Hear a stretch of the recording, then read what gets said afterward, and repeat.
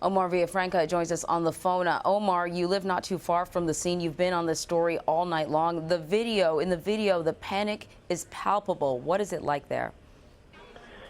When that video came out, of course, it came across on social media and everybody was jumping on it, but it just kind of shows you how horrified people were.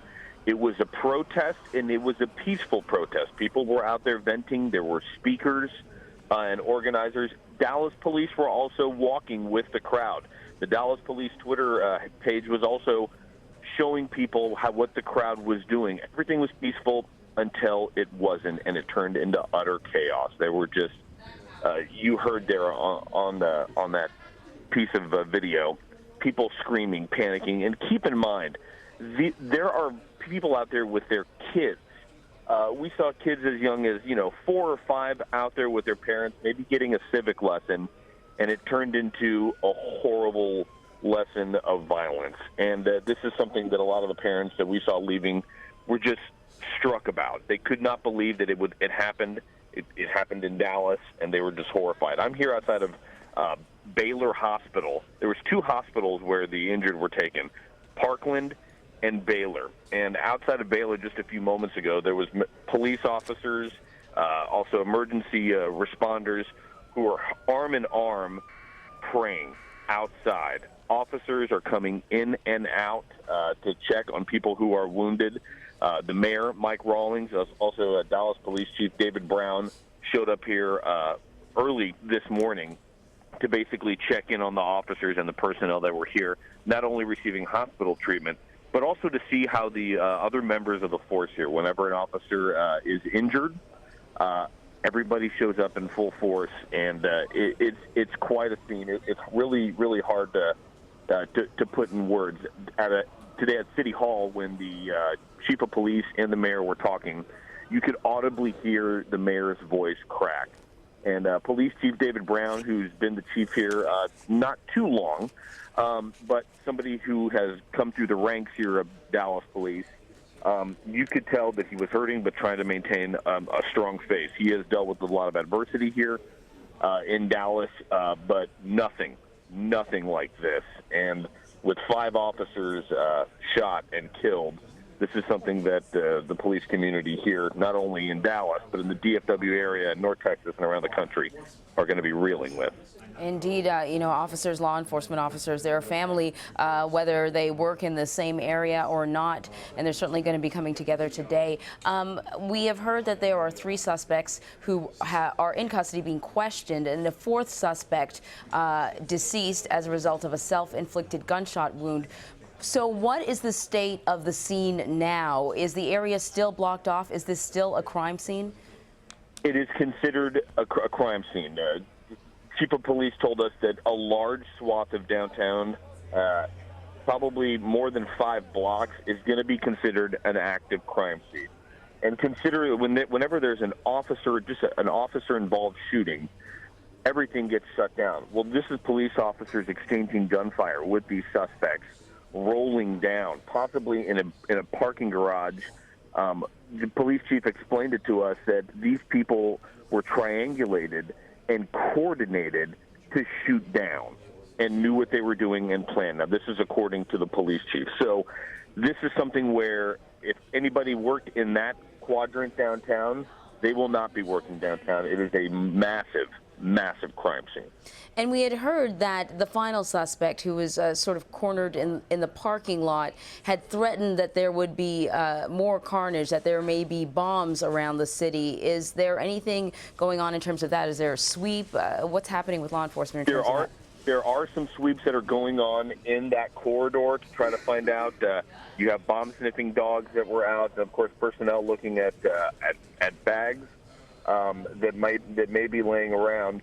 But what's interesting is the Dallas police chief was talking to the media when that person was still barricaded in there, and he said that he had just spoken to his officers and that person wasn't being very cooperative and having a back-and-forth conversation. But he did say that, and the quote was, "The end is coming," and that there were bombs placed all over the city. So, of course, the Dallas police were asking everybody to get out, and they're being very careful to make sure that that was just an empty threat. Terrifying. Do you know what the nature of the relationship is between the Dallas police and the community? It appears as if, this protest was going along just fine, that protesters and the police were cooperating to have a legal and peaceful demonstration. Is there a history of tension at all? There has been a history of tension. I've lived in Dallas almost 10 years, and there have been bumps along the road. And what was different, though, with other police departments that I've noticed is that Chief Brown would come out now and talk to people. It was not uncommon to see him actually going out and talking to members of the community where something had happened. He has taken flack for, redo training for officers in dealing with people with mental health issues when they're responding on 911 calls. He has addressed that to a certain extent. There has been some tension, but nothing like this, especially since the protest was peaceful, officers were marching with the crowd, and all of a sudden it just turned into a war zone.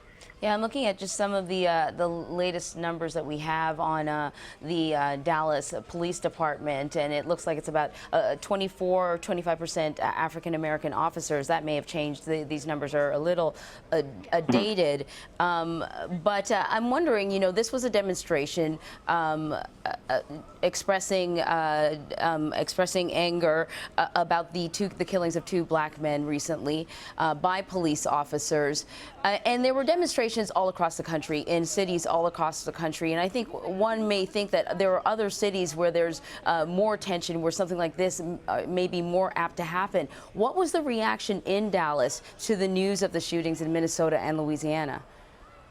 When it happened, of course, it automatically spurred people into action. But what was interesting is that Chief Brown and the organizers even said when the march was being planned, they were talking to Dallas police for a possible safe route and to be followed by the cops to make sure that everything was okay. So if they were marching in the street and they were going to shut down traffic, that the officers would be there to make sure that intersections were safe for them.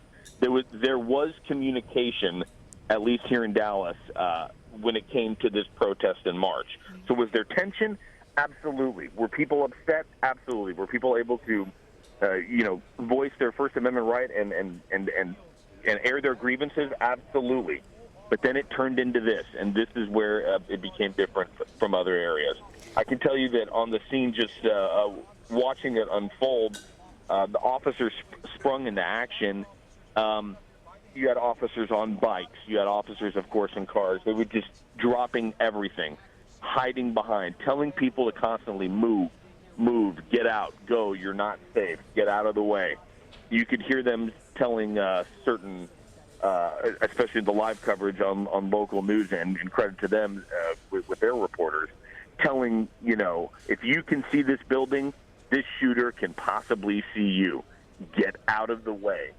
And it really was a chaotic scene. I can't imagine the terror. Like some of the video that we're looking at, you can see law enforcement officers descend on an officer who's disabled, who's down. As I understand it, officers were dragging their comrades into police cars and getting them to the hospital. I imagine that there was no safe place for an ambulance to go to when things were so uncertain. I know we heard from the sister of the civilian who was shot, and she had a message of sympathy and prayer for the officers who were shot and their families. I'm wondering if you've had a chance to talk to some of the people, some of the civilians around there, and find out how they feel about this happening in their city. Well, a lot of them are still in shock, and they're still trying to process exactly what happened. They want to know. The big question is, who were these people that were shooting? Who were they related to? What was their motive? Why did they do it? How long had they been planning it? And this is something that not only police officers want to know, but members of the community want to know, because now they are victims. They are victims of this, and they want to find out who is responsible for this.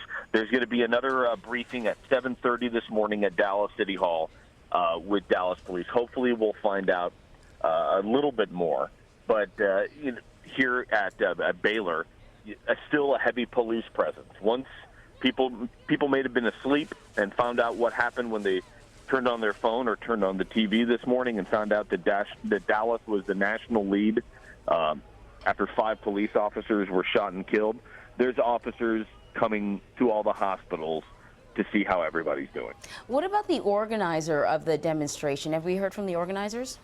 There were several organizers that did speak afterwards to local media saying, we're horrified. We want to know what's happening. But like I said, they're still trying to process this. The last person who was barricaded shot himself, from what we understand, just a few minutes ago. So it went from an active scene to everybody get out of downtown. Now people are going to be able to start processing exactly what happened. And when the sun comes up, it's, from what we understand, I'm by the hospital. There's already a memorial starting to be laid out. Of course. Omar Villafranca, thank you so much for your reporting. Thank you.